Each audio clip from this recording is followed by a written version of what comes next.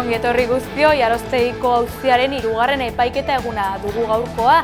Gaur ere jendetza elkartu da Iruñeako Justizia jauregiaren parean, 7 baztandarrei elkartasuna adierazteko. Europa Ligako finalerako prest da Bizkaiko hiriburua. Iluntzeko 9:00etan jokatuko den partidak eragina izan du trafikoan eta garraio publikoan, batez ere Basurtu, Indautxu eta Olabeaga auzoetan dauka eragina finalak. Baionako gizon bat epaitzen ari dira Pauen adingabeak bortxatzea leporatuta. 20 urtean 8 adingabe bortxatzea leporatzen diote. Biktimetako 3 gizonaren bilobak dira.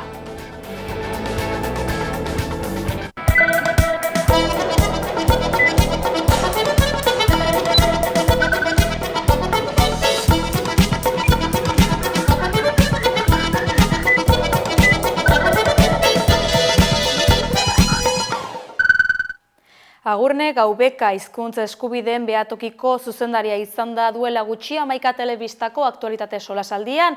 Euskarak 7 lurraldeetan duen egoerari buruz hizketan, baita herritarrek euskal hizkuntza bizitzeko zailtasun eta erronkei buruz ere. Kaixo guztioi eta ongi etorri. Euskaldunok oraindik ere hainbat muga, zailtasun eta erronka ditugu gure egunerokotasunean euskaraz aritzeko. Beraz, honen inguruan eta euskararen egungo egoera orokorrari buruz hitz egiteko daukagu gaurkoan aktualitate solasaldian Agurne Gaubeka hizkuntza eskubideen behatokiko zuzendaria. Arratsaldeon eta mila esker etortzeagatik. Kaixo, arratsaldeon, eskerrik asko zuei. Behatokiak 25 urte beteko ditu datorren urtean, 2026an, nola baloratuko zenuke behatokiak pasaden mende laurdenean egindako ibilbidea? Bai, azkenean urte asko dira ez, 25 urte nik neuk dudanare adinaren erdia ia ez, eta esan behar dugu behatokia berez sortu zela ixteko helburuarekin ez, hau da aldi baterako laguntza erakunde bat, fundazio bat bezala sortu zen, eta kuriosoa da 25 urte pasa dira, eta gauzak pentsatzen genuena baino zailago daude, egoera asko betikotu dira ere, ez dira hainbat arlotan ez dira espero genituen aldaketak eman, eta azkenean 25 urte pasa dira eta oraindik orain ikusten da ez, Euskal Herriko luze zabalean badagoela hizkuntza eskubideen behatokiak egiten duen lanaren beharra, eta horren adierazgarri da ere herritarrak guregana jotzen dutela urtez urte. Guzti honen isla ere bada pasaden apirilean argitaratu zenuten 2024ko txostena. Zer nolako kexak nagusitu ziren gehien bat pasaden urtean, hau da, zen gai edo erakunderen inguruan edo zeinekin zeunden lotuta batez ere? Bai, guk Euskararen telefonoa izaneko zerbitzuan, azkenean, jasotzen ditugu bai eremu publikoari dagozkion inzidentziak eta bai eremu pribatua edo sozioekonomikoari lotutakoak.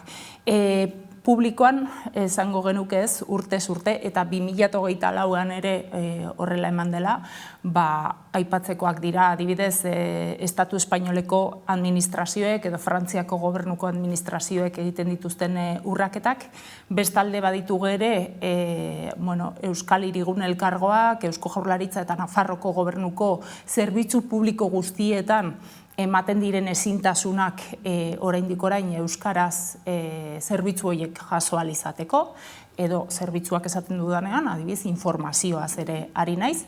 Eta bestalde, hor ditugu toki erakundeak, udalak, mankomunitateak, askok ahalegin handia egin dutela eta aurrera pauso handiak eman dituztela beraien zerbitzuak eta herritarrekin harremana euskaraz aurrera eraman ahal izateko, baina ikusten dugu oraindik orain beste udal eta herrikotxe batzuk ere asko dutela egiteko eta ez dutela behar bezala bermatzen, ez dituztela behar bezala bermatzen zerbitzu publikoiek euskaraz jaso ahal izatea, ez?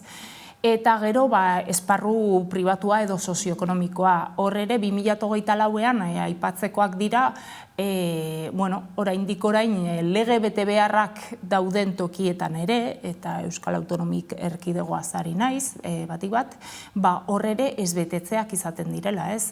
Bai enpresa handiak, multinazionalak, kateek, badituzte gure hizkuntzarekiko betebeharrak, informazioa euskaraz emateko betebeharrak, zenbaitetan oinarrizko zerbitzuak direnean kontratuak, bezeroekiko informazioa euskaraz ere eskaintzeko betebeharrak, eta ikusten ari garena da, 2023ko azken legea aurrekoa baino makurragoa izan zen eskubideen bermeari dagokionean, eta horrek ere eragina izan duela, ez? Enpresen egunerokotasunean gutxitan txertatzen dela euskara, eta gutxitan kontuan hartzen dela zerbitzuak edo ondasun bat saltzerakoan euskararen presentzia edo hizkuntza eskubideak bezeroenak errespetatu ahal izatea. Aipatu duzu administrazio publikoekin harremantzean zer nolako egoera dagoen, horren inguruan pare bat kontu galdetu nahi nizkizuke.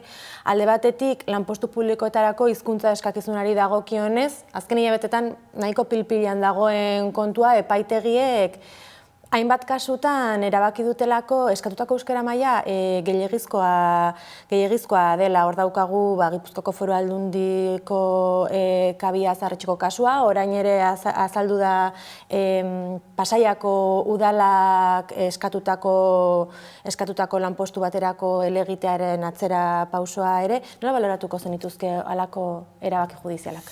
Esango genuke, egoera gizartean bertan ere eztabaida sortzen ari dela, eta ez dela behar bezala bideratzen ari, eta instituzio publiko ez, eta agintari publiko ez ari naiz.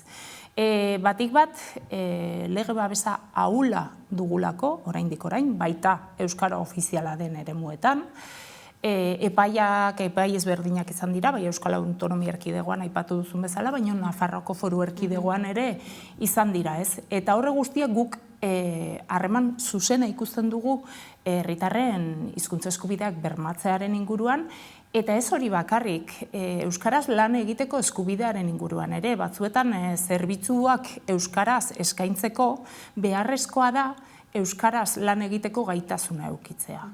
Eta gaitasun hori, batzuei gehiago edo gutxiago gustatuko zaie, baina egia da hizkuntza eskakizunen bidez momentu honetan akreditatzen dugula, ez?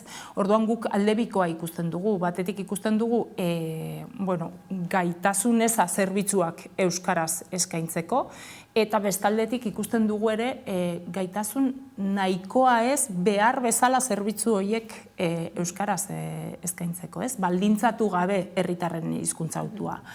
Eta ikusten dugu ere nolatan, nolabait zerbitzu publiko eskaintzen ari denak markatzen duela hizkuntza hautua.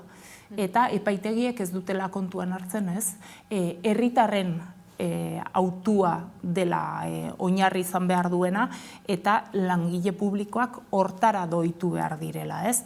Eta esaten dut, badirudi, ez, administrazioek bermatu behar dutela hori, baina guretzat argi eta garbi, eta hori praktikan ikusten dugu behatokian da, administrazio osatzen dute langile publikoek. Eta euskara ez dakien langile bakar bat egoteak askotan baldintzatzen du sistema osoa, sistema publiko osoa. Eta horrek badu ere, guretzat badu administrazio publikoen efikaziarekin ere, eta errekurtsoen hobetzearekin ere zerikusia. Ez gara basoiekari hizkuntza eskubidez, ari gara zerbitzu, kalitatezko zerbitzu bat emateaz. Hezkuntzari erreparatzen baldin badiogu, argazkia oso ezberdina dela esan dezakegu lurralde administratiboaren arabera Euskal Herri osoan barrena. Bai, egia da, euskara ikasteko aukerak eta murgiltze eredua adibidez sistema publikoan maila ezberdinetan ezarrita dugula, baina bat esango genuke aman komunean dauden hezkuntzarekiko arazoak ere badirela. adibidez hezkuntzari lotuta unibertsitateetako egoera, lanbide heziketako egoera, ari naiz ere, ez bakarrik Nafarroan edo Ipar Euskal Herrian, ez zer gertatzen da, Euskal Autonomia Erkidegoan oinarrizko lanbide heziketan egiten den eskaintzarekin, ez, oraindik euskarazko eskaintza are urriagoa dela, baina gero, bai foko batzuk badaude bai Ipar Euskal Herrian, hezkuntza publikoan behar bezala ez dagoela errekonozitua Frantzia, euskaraz ikasi ahal izatea. Hor dugu Molak legearekin saiakera egin zen, baina ikusi zen, ez, Frantziako estatua ez dagoela prest, baina gero baita, Nafarroko foru erkidegoan ere, oraindik orain, batik bat, eremu misto eta ez euskalduna izendatutakoetan, euskaraz sistema publikoan ikasteko eta euskarazko lerroak irekitzeko zailtasun handiak daudela. Nafarroan, oraintxe aipatu berri duzun bezala, euskaraz ikasteko mugak gainaz familiek bereziki salatzen jarraitzen dute, eta azken hilabeteetan adibide ugari ditugu, hala nola Iruñeko haurreskola publikoen egoera, edo esan dezun bezala euskarazko lerroak zabaltzeko aukera, Oibarko eskolaren kasua daukagu. Zonifikazioa da horren oinarri, zonifikazio hori bertan bera ustea da soluziorako abia puntua, edo iritsi beharko ginateken helburua, bertatik abiatu edo bertan amaitu? Helburuetako bat bai izan behar da, zonifikazioarekin amaitzea argi eta garbi, baino bestalde ere nik uste dut hezkuntzan ekitate neurri bereziak behar dituela euskarak. Hau da, eremu misto eta ez euskaldunean, adibidez, badago aukera euskaraz ikasteko, baina berebiziko neurri bereziak behar dira. Hau da, ezin da izan gaztelaniazko lerro bat irakitzeko aurkopuru minimo berbera eukitzea euskarazko lerro bat izateak, edo ezin da izan Iruñeko haurreskoletan gertatzen dena, ez, eskaintza eta eskari parametroetara joatea. Hizkuntza hegemoniko batzu ezari gara, eta aipatzen dut Iruñeko udalean orain ingelesez ere ikasteko aukera dagoelako haurreskoletan. Ezin duzu konparatu, ez, euskarazko murgiltze ereduan eskaintza ematearekin. Eta bestalde uste dut, badaudela ere, erabakiak hartzeko, egiten den eskaintza hori berdintasunean egin ahal izatea. Hau da, zer gertatzen da haurreskoletan? Euskaraz ikasteko aukera ez dagoela auzo guztietan. Orduan, nolabait ez, familiak baldintzatuak daude nire auzoan euskaraz ikasteko aukerarik ez badago, eta joan behar banaiz Iruñeko beste puntara, agian ez dute euskararen aldeko autua egingo, ez? Eta orduan, hizkuntza politika ere moldatu behar da, ez eskaintza eskaera parametroetara, hezkuntza ez da merkantzia bat, hezkuntza ez gara merkatu arau ezari. Hezkuntzak uste dut, beharko lukela, haur guztiek beharko luketela bertako hizkuntza ikasteko eskubidea. Eta hori bermatu behar da, bestelako baldintzetan ere neurriak berariazkoak hartuz, ez? Bestalde, Euskaraldiaren atarian gaude, 2025ko edizioa ostegun honetan hasiko da, hilaren 15ean. Zenolako garrantzia dute horrelako ekimenek, Euskaraldiak, korrikak eta abar, Euskararen biziraupenean ez ezik, mantentze edota berpiztean ere? Guretzat, garrantzitsua da, Euskara eta hezkuntza eskubideak ez nolabait gizartearen erdigunean egotea. Gaia ateratzea, hau da, hitz egiten ez denaz, eta badirudiez normaltasun baten bizi garela euskaraz hainbat eremutan, eta normaltasun hori ez dela egia, ez, hori adieraztea. Eta gero guretzat ere, garrantzitsua da ere hizkuntza ohituretan eragitea, zenbaitetan ez garelako kontuan, ez dugu, ez, kontzientzia hori jada gure egunerokoa lanera goazenean, kontsumitzera goazenean, merkataritza zentro handietara, jada hartua dugu frantsesa edo gaztelania erabiltzeko ohitura, eta horrelako ariketak eta horrelako ekimenak uste dugu, nolabait ahalduntze ariketak ere badirela, ez? Euskaraz bizitzea beraz eskubide izatea baino, 2025an oraindik ere aktivismo ekintza bat dela esan dezakegu Euskal Herriko hainbat txokotan? Tamalez horrela da, guk ikusten dugu Euskararen telefonoan herritarrek hainbatetan jotzen dute gure gana, Eta tamalez, bada ez, eta hainbat herritarrek aipatzen digute, badirudi ez, mugitu behar ditugula harriak oraindik aitortuak legeetan, aitortuak ditugun eskubideak ere aldarrikatzeko ez, eta egia da nekagarria dela. Herritar askok aipatzen dute, tramite berbera egiteko euskaraz, jo behar izan dut zuen gana, arartekoaren gana, administrazio publikora, pixka batez, gainera zalantzan jartzen duten nire hitza, ni naiz aukeratu behar duena, Osakidetzako pultseritaz adibidez ari naiz ez, ni naiz markatu behar dudana zein hizkuntza nahi dudan, gaztelania dunek edo frantsesa erabili nahi dutenek, arazoiek ez dituzte, eta behingoz ez normalitate horren adierazgarri edo uste dut bai badela aktivismoaren motxila hori oraindik erabili behar dugula. Nekagarria da, baina nik hemendik animatzen ditut herritarrak benetan hori ez galtzera, hori galtzen den egunean euskararen etorkizuna ere orain baino latzagoa izango da. Gaurkoan, hemen txutziko dugu gure elkarrezketa, Agurne Gaubeka, mila esker hamaikara etortzeagatik. Eskerrik asko zuei. Elak, Labek, Steilasek, Enek, Iruk eta Etxaldek gure eskuk ekainaren 7an Bilbon deitutako mobilizazio nazionalean parte hartuko dutela baieztatu dute. Elak, Labek, Steilasek, Enek, Iruk eta Etxaldek gure eskuk ekainaren 7an Bilbon deitutako mobilizazio nazionalean parte hartuko dutela baieztatu dute.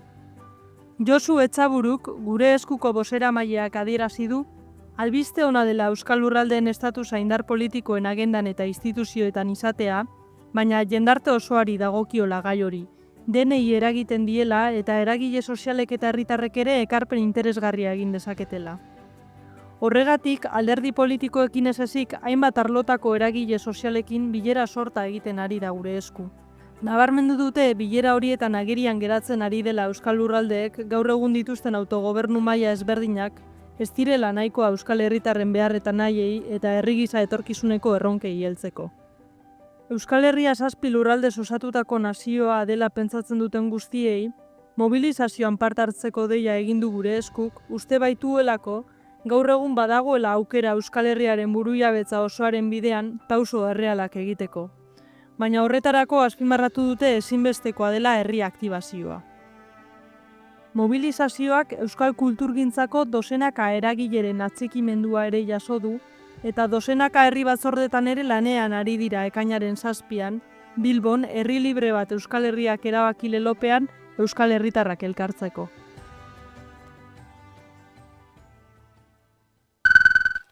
Lizarrako epaitegiak Raimundo El Canastero musika taldearen epaiketa atzeratu du bigarrenez, adi analiziari. Raimundo El Canastero taldearen epaiketa bigarren aldiz atzeratu dute. Asteazkenerako maiatzak 21 deituak ziren deklaratzera taldeko boskideak. Atzo jakinarazi zutenez, fiskaltza falta izan da atzerapenaren arrazoia. Adierazi dutenez, momentuz ez dakite noiz izango duten hitzordu berria. Albisteak ustekabean harrapatu ditu akusatuak. Hala ere ez da lehenengo aldia epaiketa atzeratzen dutela. Otsailaren 12an, boskideak deklaratzera deituak ziren Lizarrako udalaren jarrera salatzeko Bif de Alda egindako kantaren letrak mehatxuzko eta irainezko delitua dakarrela egotzia. Izan ere, otsailaren 12an, epaiketaren atarian, taldeak epaitegiko dei bat jaso zuela jakinarazi zuen, esanez, epaiketa bertan bera geratzen zela. Arrazoia, akusazio partikularrak errekurtso bat aurkeztu zuela gorrotoa piztearen delitua gehitzeko. Baina gauza ez zen hor gelditu. Epaiketaren data berria jakin aurretik, hau da maiatzaren 21koa, UPNek izan zituen akats burokratikoengatik ezin izan zuten gorroto delitua gehitu eta hortaz ez diete delitu hori egotziko. Gertakariak joan den urteko abuztuan hasi ziren.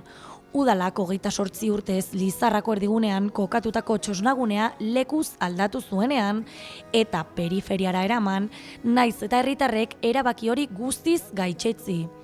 Horiek horrela, udalak aurreko urteko jaietan txosnak debekatu zituen. Egoera salatzeko helburuarekin taldeak Bif de Alda izeneko abestia egin zuen jaiak hasi eta 3 egunera. Kantak oihartzun handia izan zuen eta segituan hasi ziren erreakzioak. Herritarrek babesa adierazi zioten taldeari. UPNek berriz taldea salatu zuen, alkatearen Marta Ruiz de Aldaren kontrako mehatxuak eta irainak egotzita.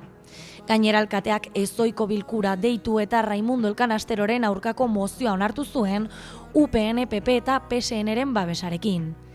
Bestalde, taldeko abeslaria bere kabuz deklaratzera joan zen jaien bezperan.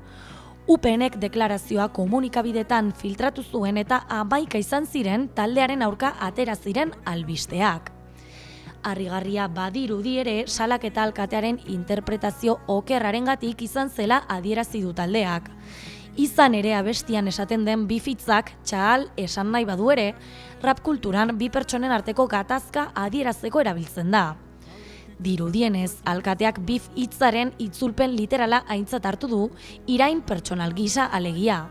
Era berean, gogoratu beharratako herriko 27 lagun deituak direla deklaratzera, datorren maiatzaren 22an eta 23an, txosnen aldeko aldarrikapenekin bajadikara joateagatik. Horrekin ere lotu zuten taldearen akusazioa. Beraz, egoera horrela, epaiketarako egun bat falta zela, ez dute epaiketa gaur eginen eta taldea data berriaren zain geratuko da.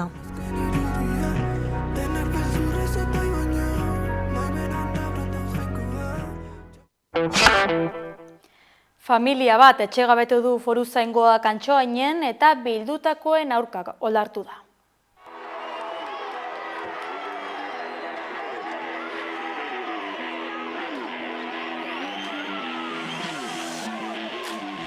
Bi adingabe dituen familia bat etxegabetu dute Antsoainen, Lerin kalean, Nafarroan. Duela aste bat iragarri zuen Aritu Etxebizitza sindikatuak Nerea eta bere familia alternatibarik gabe etxetik kanporatuko zituztela. Deialdia zabaldu eta dozenaka lagunek babesa adierazi duten arren, etxegabetzea gauzatu da. Familian Nerea, bi adin txikiko umeak eta gizona daude. Arituk nabarmendu duenez, etxegabetutako familia zaurgarritasun egoeran dago. Familia honek alokairu kontratu bat sinatu zuen, baina aurkitu ziren batean hipoteka betearazte prozesu baten erdian eta horren aurrean pixkat zer egin jakin gabe. Prozesua konplexua da, subasta judizial baten bidez etxea saldu zen eta orain jaberriak ez du kontratu hori onartu eta egungo egoera daukagu. Ez dago gaur egun, ez dago inolako alternatibarik, erakunde publikoek esan dute kasua ezagutzen dutela, baina ez dute inolako alternatiba finkorik aurkeztu. Goizeko 8etan zegoen deitua jendea protestara. Hala ere, Foruzaingoa 7 kaleak parez pare moztu ditu eta 6 furgoneta atearen aitzinean utzi ditu jendea pasaezinik. Goizean zehar tentsioan abaritu da jendartean, eta geroz eta herritar gehiago gerturatu dira Nerea ez doa oihukatuz. Poliziak oharkabean pertsona bat tarte batez atxilotu du eta babesa adierazten zeuden hainbat pertsona indarrez jipoitu ditu. Bestalde, etxegabetu duten gizona ospitalera eraman dute. Arituk adierazi duenez, bihotzeko eta biriketako arazoak zirela eta. Behin etxegabetzea gauzatu dela, idazkari judizial, serrailariak eta Foruzainek ihes egin dute Antsoaindik. Nerea ordea jendartean negarrez gelditu da. Amaieran txaloen eta oioen artean deia egin dute Antsoainen Lapurbideko plazan arratsaldeko 6etan egingo duten manifestazioan parte hartzeko. Nazioartean, Espainiako Kongresuak Israelekin armamentu salmenta debekatzeko lege proposamena tramitatuko du. Espainiako diputatuen Kongresuak Israelekin armamentu salmenta debekatzeko lege proposamen baten tramitazioa onartu du. Ekimena Sumar, RC eta Podemosek aurkeztu dute. Eta PSOEren eta EAJren, EH Bilduren, BNGren eta Juntzen aldeko botoekin eta PPren eta Voxen aurkako bosekin, 176 alde eta 171 aurka, ganberak lege proposamena izapidetzea onartu du. Lege proposamenak 2007ko defentsa materialaren kanpo merkataritzaren kontrolari buruzko legea erreformatu nahi du. nazioarteko zuzenbide humanitarioa urratzen duten eskuetara armak saldu, erosi edo trukatzeko debekua esartzeko. Hau da, genozidioa edo gerra krimenak ikertzen ari diren estatuetara armak esportatzea debekatuko litzateke. Proposamena onartu ondoren, lege proiektua batzorde parlamentarioan aztertuko da eta bertan zuzenketak aurkeztu eta testu definitiboa landuko da. Ondoren, Kongresuko osoko bilkuran bozkatuko da berriz. Eztabaida Kongresuan izan da Fernando Grande Marlaska Espainiako barne ministroak Guardia Zibilarentzat milioika bala erosteko Israelgo enpresa batekin sinatutako kontratuaren berri emateko agerraldia egin baino 24 ordu lehenago. Testuingurua are larriagoa da Gazako egoera humanitarioagatik. Nazio Batuen arabera 14.000 haur hil daitezke hurrengo 48 orduetan laguntza humanitarioa espada sartzen. Kulturarloan Atortxu Rock jaialdiak 24 talde berri iragarri ditu. Atortxu Rock jaialdiak 24 talde berri iragarri ditu Elkartasun jaialdiaren 30. edizioan egongo direnak. Zabaldutakoen artean Soziedad Alkoholika, Olaia Inziarte, Dinamita eta Erdoil daude. Uztailaren 24tik 27ra Lakuntzan azkenengoz ospatuko da jaialdia eta bertan talde berri zein zarrek bat egingo dute. 100 artista igoko dira jaialdian egongo diren 5 oholtzetara. Aurretik iragarritakoen artean Bulego, Zutagar, Zea Maiz, Dupla eta Betagarri daude. Are gehiago, agertokietara espresuki bueltatutakoak egongo dira ere. Esaterako, Autobus Magikoa, Latzen eta Alaitz eta Maider. Hala denera, 87 talde batuko dira Lakuntzan euskal presoen aldeko garrasian. Azken edizioa izango denez, antolatzaileek jaialdiak dimentsio historikoa izatea aurreikusten dute. Beraz, auzolanerako kanpaina berezia hasi dute. Eta webgunearen bitartez izena emateko deia zabaldu dute. Atortxu Rock errepresaliatu politikorik gabeko Euskal Herria amesten dutenen jaialdia dela jakinarazi dute antolatzaileek. Eta edizio guztietan zehar, maitasun eta elkartasun doinuak izan direla. Hala ere, jaialdiak bere bidea amaitu behar duela. Belaunaldi berriek nota berriak joditzaten. Sakararen Iepa kantarekin agurtuko gara gaurkoan, ongi izan eta bihar arte.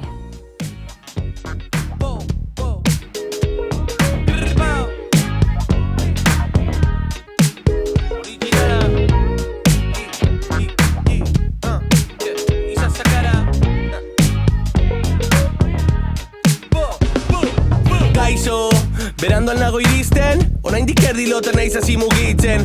Ohitura onak ez dira inoiz hiltzen, amatxera deika eta nikaka egiten. Enun asko ikasi eskolan, kalean ikusi nun lehen aldiz odola. Bibratzarrako bekanpora, zuk la kostetan hila kostan. Ale, aleluia, bizotza beti bero baina zero buia. Bakarrikan urbiltzen bazaigu patruia, niramak baino leno que llore la suya, eman agur bero bat. Gaur ez dauden entzako bota bi, musu familiarentzako eman iru, kalo edo esan pasatzeko eta lau.